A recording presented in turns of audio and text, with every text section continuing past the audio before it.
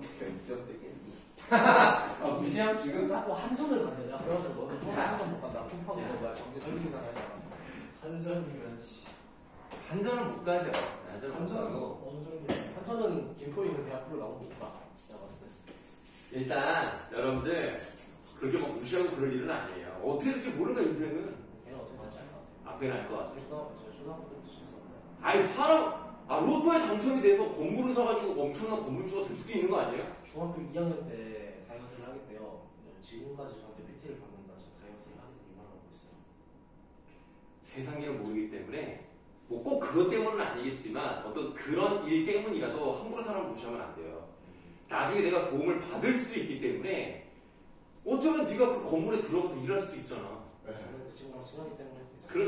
그러니까 친하니까 야 내가 써줄게 너 여기 와서 일 좀 해 그러면은 알았어 뭐 이러면서 뭐 걸쓰면 되니? 그러면 이게 물 좀 안 나왔는데 물 좀 팍 나오기 전에 내가 다 해볼게 뭐 이럴 수도 있다니까 진짜. 그러니까 함부로 사람 무시하면 안 돼. 세상에는 어떻게 될지 모르는 거야. 재진이 못해 들어가면 그래. 아니 군대에서 자기 선임이 그렇게 자기를 괴롭혔는데 나중에 회사에서 자기가 상사가 된 거야. 그 군대에서 괴롭혀서 선임이 얼마나 막 땀을 흘리면서 야 내가 그때 잘해줄 거야 이런 생각을 하겠냐. 그러니까 항상 잘해줘야 돼 사람들한테. 무시하면 안 돼. 잘해줘야지 친해요. 알았어요. 자 그럼 이제 우리 이어서 중약부원의 질문을 보도록 하겠습니다. 자, 정한담의 사주를 받은 도적들에게 부인이 끌려가고 충렬은 물에 던져지지만 뱃사람들의 도움으로 위기를 넘깁니다. 뱃사람들 도와줬으니까 동그라미 하세요. 이런 사람들 뭐라 그러죠? 조력자라고 쓰시면 되겠습니다. 자, 뱃사람들의 도움으로 위기를 넘긴다. 충렬은 정처 없이 떠들다가 승상을 지낸 강희주의 은혜를 입었어요. 아이쿠 그러면 도움을 줬으니까 강희주도 동그라미. 자 그런데 강희주마저 앞에 각진감을 여시고요. 강희주마저 정한담에 의해 귀양을 가게 되고 다다보다. 그러니까 어렸을 때도 정한담 미움 때문에 자기 아빠가 유배를 가게 됐고 좀 구출이 돼서 도와준 사람도 결국 정한담 때문에 귀양을 가. 그럼 지금 이거는 어른이 된 다음에 성장 후의 시련이라고 볼 수 있겠죠?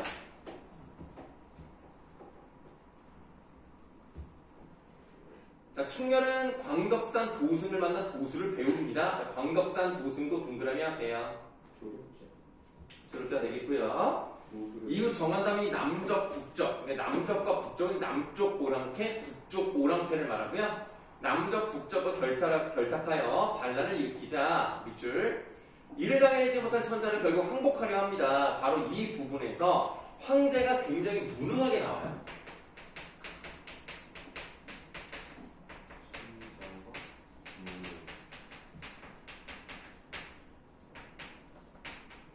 그러니까 우리가 여기서 뭐를 보셔야 되는 거냐면 만약에 이게 우리나라를 배경으로 했다고 생각해봐. 그럼 왕이 무능하다 이렇게 나와야 될 거 아니야. 그럼 안 되지. 그러니까 이제 중국을 배경으로 하면 이런 문제를 해결할 수 있다는 점. 각설. 이때 유충렬이 금상선화에서 만기하다가 형세가 급함을 보고 일광주 용민갑의 장성검을 높이 들고 천사만을 체질하여 바삐 중군수에 들어가 조정만을 보고 성명을 올려 싸우기를 청하는데 자 지금 황성이 굉장히 위험한 상황입니다. 이때 유충렬이 그거를 알고 막 달려와서요. 중군소라고 해서 중심부대를 말해요. 그 중심부대의 지휘소에 조정만이라는 사람이 있습니다. 이 조정만을 찾아가서 내가 이제부터 싸워보겠습니다. 허락해 주시옵소서. 그랬더니 중군이 바삐 나와. 이 중군이 바로 조정만이에요.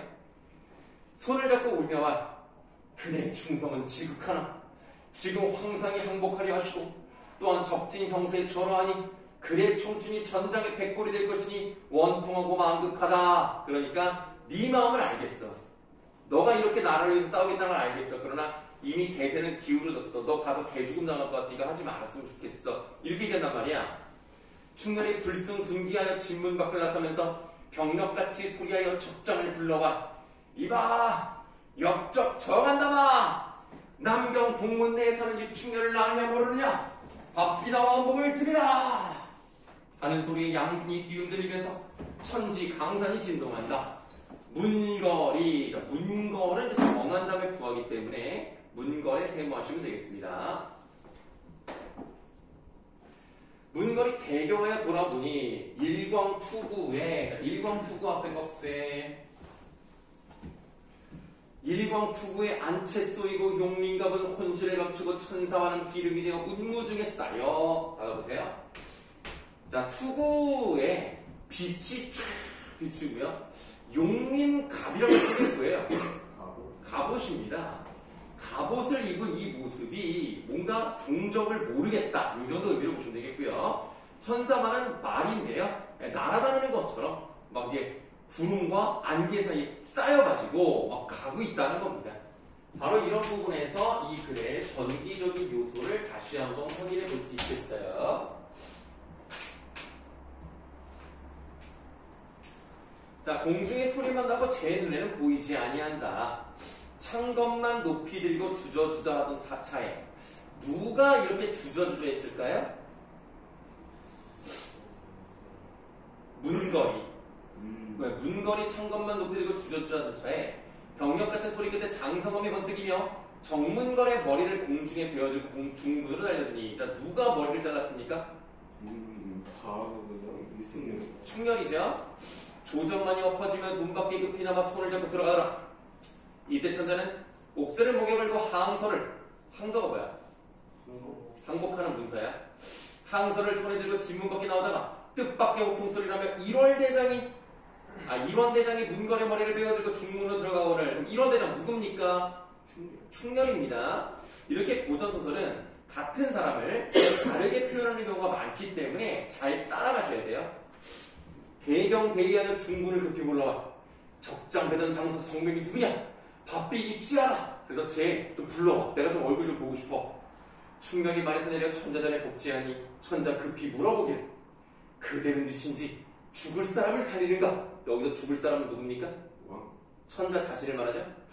충렬이 저희 비친과 강의주 죽음을 절분히 여겨 통곡하며 여쭈되 소장은, 자, 여기는 지금 죽음을 이라고 되어 있습니다만 실제로 둘 다 죽지 않았어요. 얘만 죽은 줄 알고 있는 거예요. 실제로 죽지 않고 나중에 만납니다. 소장은 동성문내에 거하던 정원 주부 유신아들 충렬이옵니다.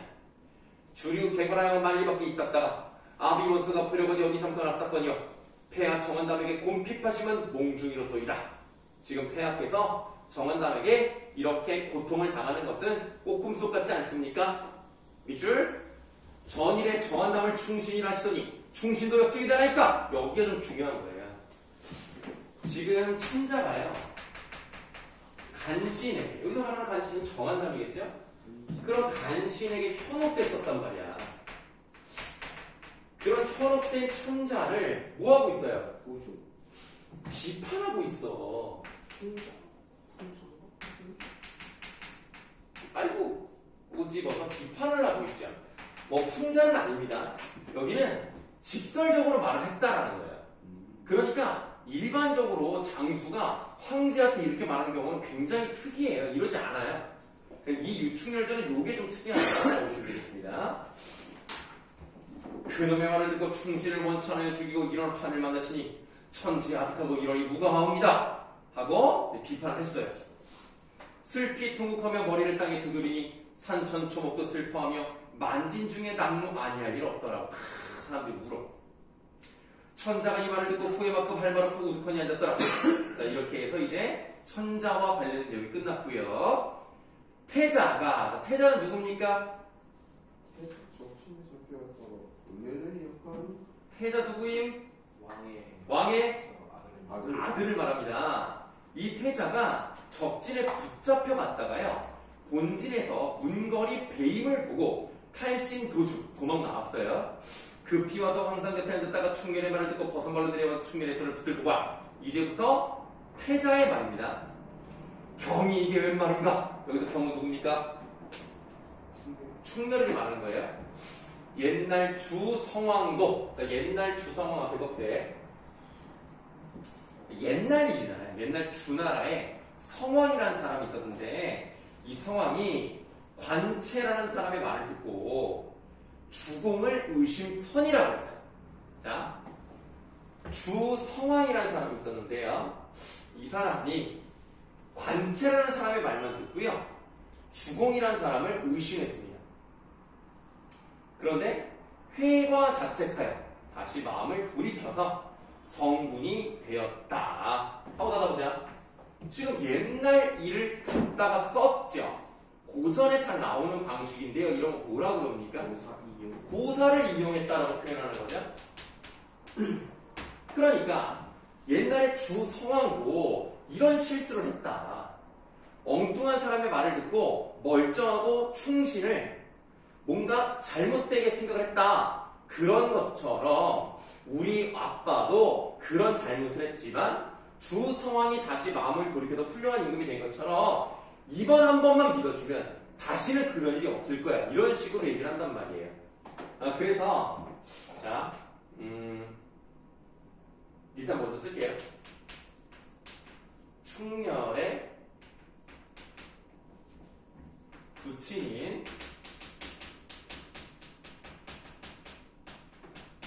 유심의 억울함을 인정해줘요. 억울하겠지? 라고 인정해줘. 그리고 반성의 의지를 보여. 일단 필기를 먼저 한 거예요. 그리고 이제 이 필기에 맞는 내용을 한번 읽어볼게요. 네, 충신이 다 죽기는 막비천운이라. 그래, 막비천운의 뜻을 봤더니 충신이 죽는 거는 다 운명이다 이런 뜻입니다. 약간 좀 무책임한 말 같기도 하지만 운명에 정해져 있는 것이다. 그러니까 더 이상 그런 말을 하지 말고 진충간력하여 황상을 도우시면 세상 같은 그 공로는 천하를 반도라고 이 중땅을 내가 반 정도 나눠줄 테니까 제발 도와만 달라. 그리고 하해 같은 바다 같은 그 은혜는 풀로 맺어 갚으리라. 풀로 맺어 갚는다는 게 무슨 말이야? 풀을 왜 맺어? 말들을 달려오는 거. 저 누구였나? 돈이 입어가지고 장군 도와주게 말 들고는 거풀 묶어가지고. 그거 뭐야? 그래서 그거 뭐라고? 결초보은이라. 그 결초보은을 이렇게 얘기하는 거야. 내가 죽어서도 은혜를 갚겠다. 김민준. 내가 볼 때는 이거 뭐 문학 아주 그냥 씹어 먹겠는데. 종이만 씹어 먹으면 안 돼요. 진짜 성적을 씹어 먹어야 됩니다. 결초보은. 와. 지금 우리 여기 있는 우리 사후고 학생들이 진짜 우리 아래태 이름을 이제 빛낼 수 있을 거라고 난 믿어 의심치 않습니다. 등급에서 그냥 아주 그냥 다 씹어 먹는 거야 진짜 우리가. 알았지? 지금 여러분들 그 1학년 학생들 나한테 배우는 학생들도 1등급 2등급 막 나오고 막 그래요. 여러분들 화작에서 또 엄매에서 잘 하셨으니까 이번 문학도 한번 씹어 먹어봅시다. 자, 그래서 충렬의 울음을 그치고 태자상을 보니 태자 얼굴 딱 봤어요. 그러니까 천자 기상이 적시래. 딱 얼굴을 보니까 천자가 될 만해. 그리고 일대 성분이 될 듯하여 이 사람이 진짜 정치를 잘할 것 같아. 그래서 투구버섯 땅에 놓고 천자전에 사제 왈 소장이 겁세. 소장이 아비 죽음 한탄하여 분심이 있는 거로 마음속에 어떤 분한 마음이 있는 거로 격절한 말씀을 약간 좀 이렇게 격렬한 그런 말을 폐하 전에 아뢰었으니 죄사무석이라. 그래, 내가 이 나의 죄는 죽어도 안타깝지 않다. 내가 황제를 욕했다. 내가 죽어왔다가다 소장이 죽사온다. 폐하는 높지 아니하오리까. 받아보자. 내가 죽는 한 있더라도 내가 반드시 돕겠다. 자, 아까랑 태도가 달라졌죠? 중요한 태도가. 만약에 이 태자의 모습이 멋진 왕이 될 것 같지 않았다? 그럼 어쩌면 도와주지 않았을 수 있어요. 근데 딱 보니까 왠지 멋진 성군이 될 것 같아. 좋아, 그럼 내가 도와주겠다. 이런 마음을 갖게 되죠. 자, 천자가 충렬의 말을 듣고 친히 계단 아래로 내려와서 투구를 씌우면서 손을 잡고 하는 말이 과인은 무엇이냐? 과인이 뭡니까? 여기서 천자를 말하는데요. 그럼 왜 임금은 자기 자신을 말하는 1인칭 대명사로서 과인이란 말을 쓸까요? 과인. 맞아, 짐이란 말을 쓰기도 합니다. 왜 과인이란 말을 쓰느냐? 인은 한자로 뭐겠어요? 인? 사람이. 사람 인입니다. 그럼 과는요? 과. 이거 좀 맞추기 어려워요. 과? 과. 신앙. 넘칠 과자가 아닙니다. 아니에요? 오히려 반대예요. 부족할 과자예요. 과. 적을 과자입니다. 이 말을 잘 안 쓰긴 하는데요. 여러분들 예를 들어서 남편이 죽고 혼자 사는 그 여자를 뭐라 그래요? 과부라고 하죠. 그 남편이 부족한 사람에서 과부예요.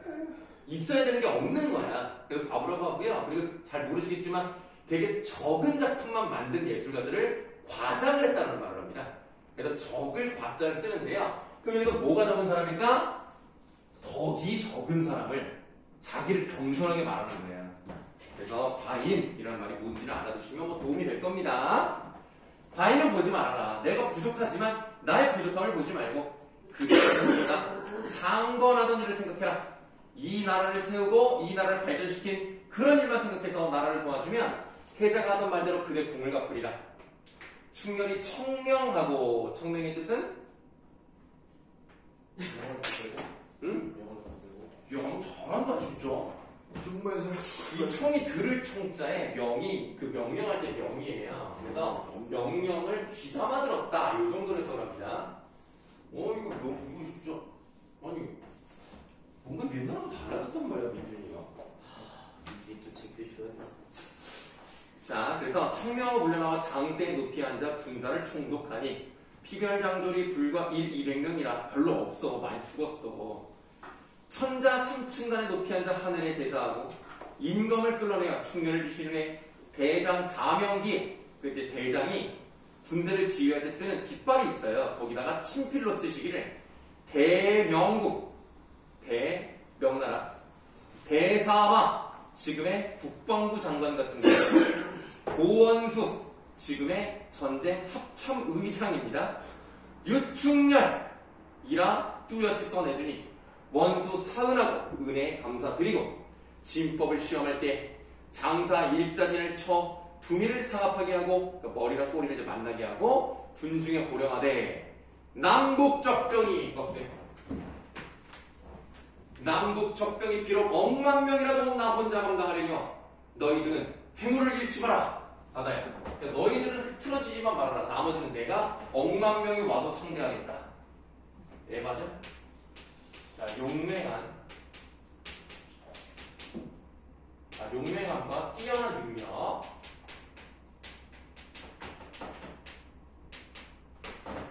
그러니까 나는 이런 고전설 같은 걸 보면은 군인들이 싸우는 내용은 거의 없어.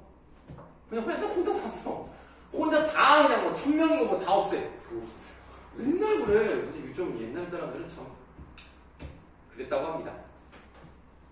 그래서 약속할지 이적의 적진 중에서 문걸 죽음을 보고 이제 이적이니까 이제 오랑캐를 말하죠. 그 오랑캐 적진 중에서 아까 문걸이가 목이 잘렸잖아.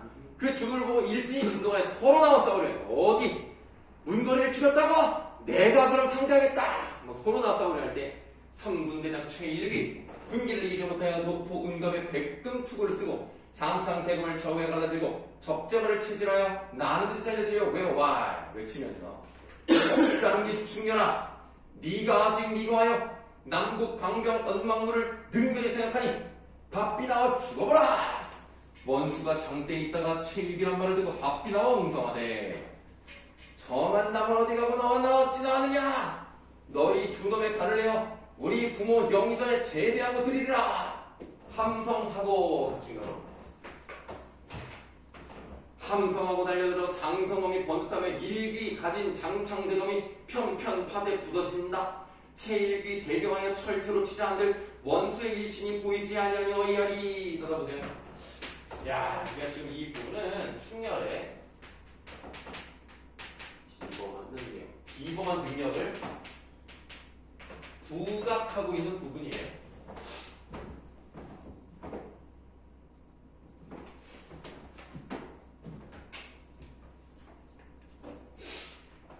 적진 중에서 옥간도사 싸움을 구경하다가 대경하여 급히 쟁을 쳐보더니 일기 겨우 본진에 돌아와 정신을 잃었는지라. 싸움에서 이제 무섭게 그냥 당하고 나서 도망가서 기절을 해버렸어. 뒷부분의 줄거리입니다. 충렬은 앞에 박진가로. 자, 충렬은 정한담 일파의 가진 계력에도 불구하고 싸움에서 승리를 거듭한 것에 정한담을 사로잡아 처형한다. 이후 충렬은 호왕에게 잡혀가요. 여기 호왕이 뭐예요? 호왕? 호가 어느 나라야? 오랑캐. 오랑캐 호자긴 한데 우리가 알고 있는 다른 말로 하는 그 호가 들어가는 그 호랑? 그러니까 무슨 나라야? 호랑? 아니지. 호왕? 어? 대한민국이야? 이때 대한민국이면 무슨 말로 이때 대한민국이라니? 대한민국은 1948년 건국 아니에요? 조선이라고 불렸고 명이니까 조선이라고 불렸고 아니 우리가 그 아까 호란이라네 호란. 호랑. 병자 호랑. 그러니까 무슨 나라야? 청청 청나라잖아. 충렬. 그래서 호왕에 잡혀가는 황후와 태후를 구하고 헤어졌던 가족과도 상봉하여 부귀 영화를 누린다. 받아보세요. 자, 이 각진 가르침 부분이 보니까 고난을 극복하죠. 고난이도. 그리고 결말이 어때요? 항상 고전소설? 군. 네, 행복한 결말이 나왔습니다.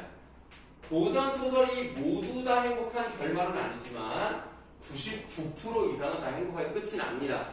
비극적으로 끝나는 경우가 굉장히 손에 꼽아요. 자, 그런데 내가 아까 이 각지가로 친 부분에서 호왕이란 말을 했단 말이에요. 그러니까 한마디로 이 유충렬이 청나라를 혼내준 거란 말이야. 그래서 이게 무엇을 의미할 수 있는 거냐면 뭐야? 병자 호랑에 겪었던 그 백성들의 약간 그런 거를 막 위로해주는 그런 거. 그렇죠? 병자호란의 패배로 인한 약간 시전. 맞습니다. 네, 맞습니다. 네, 민족적 울분과 시전이 그거잖아. 복수식을 표출하죠. 그래서 결국은 이 소설을 통해서라도 자긍심을 높이려고 하는 그런 모습이 나타났다라고 생각하시면 되겠습니다. 이게 박시전하고 비슷한 느낌이 물론 있어요. 왜냐면 영웅소설이죠. 물론 박시전은 여성 영웅이지만 영웅소설이고 전기죠. 예, 전기적인 요소가 많이 나오고 다만 좀 차이점이라고 할 수 있는 것은 유충렬전은 간접적인 내용이죠. 그러니까 박시전은 우리나라가 직접 경험한 병자 호란에서 실제 이기지 못한 것을 마치 이기는 느낌으로 서술을 한단 말이에요. 얘는 우리나라가 아니야. 조선이 아니기 때문에 직접적으로 뭐 병자 호란이랑 직접 관련이 없습니다. 네, 그렇지만 호란을 그러니까 호국을 혼내줌으로써 우리의 기분을 좋게 해주는 거죠. 그러니까 마치 우리가 일제 강점기의 어떤 그런 아픈 그런 거를 미국이 일본 혼내주는 그런 느낌? 이런 영화를 만들어서 우리가 재밌게 보는 뭐 그런 느낌이라고 보면 되겠습니다.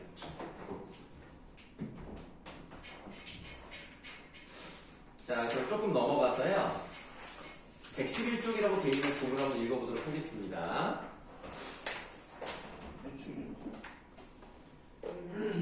자, 이 작품은 비범한 능력을 지닌 주인공의 탄생, 성장 과정에서의 시련과 극복, 투쟁과 승리로 이어진 일대기를 그린 영웅소설입니다. 갈등의 전개가 주로 전쟁을 통해 이루어지고 그 전쟁 이야기가 주제와 깊이 관련되기 때문에 분담소설이라고도 합니다. 영웅소설은 이야기의 전반과 후반이 대칭적인 구성을 취하는 경우가 많은데요. 전반부 동그라미, 밑줄, 외적의 침략이나 간신들의 핍박에 의해 주인공과 그 가족이 순환을 당하는 내용. 그래서 이 글은 정한남 때문에 충렬이 가족이 뿔뿔이 흩어지고 고생을 하는 그런 모습이 나타나 있다면 후반부 동그라미 하시고요. 밑줄, 외적의 침략을 극복하고 간신들을 처벌하여 무너졌던 가족과 국가를 회복하는 내용을 주로 그립니다. 자, 그런 대칭 구조 속에서 주인공 가족의 이상과 몰락, 충신과 간신의 대결, 외적의 침략과 간신의 바로부터 한번 보세요. 바로. 아, 그렇구나. 이런 거구나. 자, 전쟁의 발발과 주인공의 영적 활약, 국가의 위기 극복과 재건, 가족과의 재해와 입신 출세 등과 같은 사건이 다양하게 펼쳐진다. 이 작품도 충신인 유충렬 측과 간신인 정한남 측의 대결 구도 속에서 유충렬의 순환, 정황당 일당의 반역, 오랑캐의 침입, 가정과 국가의 위기, 유충렬의 무공, 가족의 회복과 국가의 재건 등을 그리고 있다는 점에서 영웅소설의 전형적인 특징을 잘 갖추고 있다. 이렇게 보시면 되겠네요. 자, 밑에부터 표천된 거를 보시면은 이 유충렬전과 유사한 작품 두 가지를 보여주고 있는데요. 네, 조응전도 물론 괜찮습니다. 이것도 수능 특강에 2번 정도 나왔고요. 홍계월전은 수능 특강에 잘 나오진 않습니다. 수능 완성에 나온 적이 있고요. 그 다음에 실제 다른 교과서에, 그러니까 비상 국어 교과서에는 아예 실려 있는 그런 내용이기도 합니다. 홍계월전은 여자애가 주인공이에요.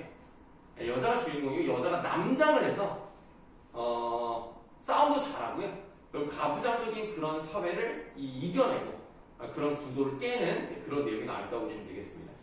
그래서 뭔가 이제 그 영웅 소설로서 또 군단 소설로서 특징이 같이 나와 있기 때문에 오늘 같이 보라고 이렇게 해놨습니다. 이거 교과서 그냥 네. 문제 하시는 네, 교과서입니다. 이거 그러면은 네. 이렇게 나와 있으면 선생님들 이걸 보고 여기서도 나올 수 있어요. 아, 그럴 수 있는데 이 사후고 같은 경우는 생판 다른 데서 내지는 않고요. 이제 알려는 줘요. 아예 그냥 수업을 해요, 그냥. 네, 지금까지 그렇게 해왔어요. 그래서 완전 외부 지문이 없는 건 아니지만 비중이 크진 않았다. 만약에 나오면 다 보통 알려줬다. 수업을 하거나. 네, 수업을 했어요. 그래서 우리가 이제 교과서에 없는 것 중에서 너와 나만의 시간을 했었잖아요. 그게 외부 지문인데 나온다고 해서 나왔어요. 그래서 혹시 올해도 모르니까 그냥 미리 해봤던 거예요. 그게 이제 그 나상이랑 연결시켜서 나상은 교과서에 있는 것이고 너와 나만의 시간은 전쟁과 관련된 6.25랑 관련된 작품이지만 실존적인 측면에서 비슷하기 때문에 그렇게 한번 수업을 했었던 겁니다. 그래서 지금 선생님이 하고 있는 수업은요 작년에 나왔던 거 위주로 하는 거예요. 그래서 일단 여기서 뭐 똑같이 다 나오진 않을 수 있어도 웬만하면 나올 거고 뭐 외부 지문이 나온다고 하면 그때 또 하면 되니까 우리는 일단은 미리 한번 다 깔아보고 다음에 한 번 더 들어가면 될 것 같습니다. 혹시 몇 분이에요? 네? 52분. 얼마 안 남았어. 일단 그러면 왜 덮었어 벌써? 네, 뭐 벌써 가려고? 아니지? 그 벽식 이쪽 봐봐. 네, 그냥 뭐 잠깐 언급 정도 하고 가도록 할게요. 그리고 숙제는 따로 보내드릴게요. 네. 시간이랑 선생님 저는 그러면 이거 네. 앞에 작품들은 제가 네네. 수업을 안 배웠잖아요. 네네. 그럼 이거는 나중에 복습할 때 한번 복습할 때 한번 다시 하긴 할 거예요. 근데 이제 그때는 다시 이렇게 자세히 설명을 안 할 거고, 예를 들면 이제 그 주석이 달려있는 것들이 있잖아요. 그런 게 있어요. 네. 네. 그런 걸로 좀 빠르게 하고, 그다음 우리는 문제를 풀어야 돼요, 그때는. 네, 그래서 그래서 제가 이거는 혼자 공부를 해보면 되겠네요. 예, 뭐 그렇습니다. 해 놓으시고, 우리가 10월 5일부터 시험을 볼 거니까, 그래도 뭐 8월 말 정도부터 한번 다시 들어가면 되지 않을까 싶습니다. 16일에 개학이니까 학교도 뭐 일단 뭐 할 거 아니에요. 그리고 어떤 선생님들은 대충 범위를 알려주시는 분도 있어요. 그러니까 뭐 그때 가서 한번 다시 보죠. 네, 알겠습니다. 자, 율포의 기억이라는 시가 나왔는데요. 오늘 뭐 당연히 시간상 아까 보지 못합니다. 일단 이 글을 쓴 사람이 누군지 알아보시면 문정이라는 사람인데요. 문정이라는 사람 여러분들 보셔야 되는 이유가 뭐냐면 수능 특강이 잘 나와요. 그러니까 이 수능 특강도요. 아무래도 시간 순서로 나오거든요. 근데 아무래도 1910년에서 20년부터 시작한단 말이에요.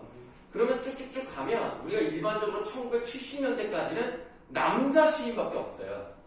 그러니까 여자 시인이 아예 없었던 건 아니지만 예를 들면 대표적인 여자 시인이라고 할 수 있는 노천명이라는 사람은 친일파였기 때문에 잘 안 해줘요. 그러니까 친일파였음에도 실리는 사람은 이광수. 그 다음에 이제 채만식도 완전한 친일파라고 보기는 어렵죠. 어쨌든 친일 행사를 했고 자기가 그걸 직접 반성을 했기 때문에 어쨌든 친일하고 맞아요. 그 두 사람 정도만 보통 실리고 나머지는 안 실려요. 그래서 70년대까지는 여자가 잘 없다가 80년대부터 여자가 나오기 시작하는데 그 중에 이제 한 명이 문정희입니다. 문정희 지금도 시를 잘 쓰고 있고요. 문정희, 나희덕, 그 다음에 이제 소설가로는 양귀자, 이 사람들 보통 돌아가서 나옵니다. 그래서 문정희 씨를 한 번 정도 보시는 게 여러분들한테 도움이 될 것 같고요. 일단은 율포라고 돼 있단 말이에요. 포자가 들어갔으니까 어떤 지역 이름이긴 한데 여러분들 이제 김포에 사니까 알 거 아니에요. 포자가 들어가면 어떤 지역이에요? 항구가 있다는 얘기죠. 포구가 있는 곳인데 이 율포가 어디냐면 전라남도 보성군에 있습니다. 그럼 뭐가 유명합니까? 녹차가 유명하죠. 네.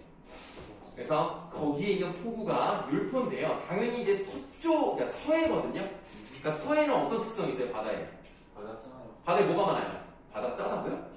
바다가 동해는 그럼 싱겁고 서해만 짜요? 갯벌이다. 네, 갯벌이 많죠. 갯벌은 단순히 뻘만 많은 게 아니라 모두 많습니까?